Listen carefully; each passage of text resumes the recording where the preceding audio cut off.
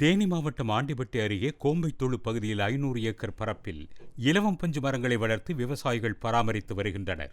இந்நிலையில் இலவம் பஞ்சு விலை வெகுவாக சரிந்ததால் அவை பறிக்கப்படாமல் வீணாகும் நிலை காணப்படுகிறது.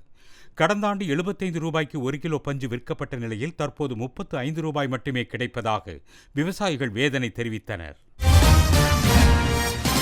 கோடை விடுமுறையை முன்னிட்டு உதகை குன்னூர் இடையே வரும் 28ஆம் தேதி முதல் ஜூலை 7ஆம் தேதி வரை சிறப்பு மலைத்தொடர்வண்டி இயக்கப்படும் என தொடர்வண்டித்துறை அறிவித்துள்ளது.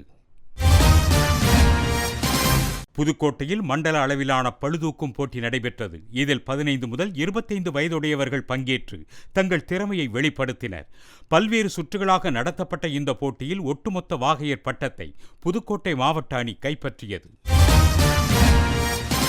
திருப்பூர் மாவட்டம் நாச்சிபாளையத்தில் ஆஸ்திரேலிய நாட்டைச் சேர்ந்த அரிய வகை வெண்கூகை என்ற ஆந்தை பறக்க முடியாமல் கீழே விழுந்து கிடந்தது. தகவல் அறிந்து அங்கு சென்ற வனத்துறையினர் ஆந்தையை மீட்டு சிகிச்சை அளிப்பதற்காக கொண்டு சென்றனர்.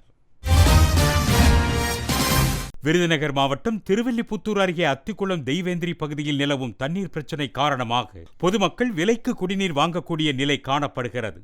பலமுறை புகார் அளித்தும் அரசு நிர்வாகம் தங்கள் கிராமத்தை கண்டுகொள்ளவில்லை என அவர்கள் வேதனை தெரிவித்தனர். தெய்வேந்திரி பஞ்சாயத்தில் தண்ணி ஒழுங்கான முறையில் எடுத்துவிடப்படல.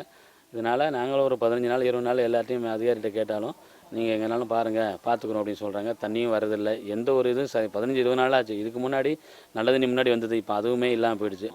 முறையான இது வரைக்கும் இல்லை. மாவட்ட நிர்வாகம் இதை கவனித்து தயவுகூர்ந்து நல்ல ஒரு முடிவு எடுக்க முடியும் தாழ்மையாக கேட்டுக்கொள்வோம்.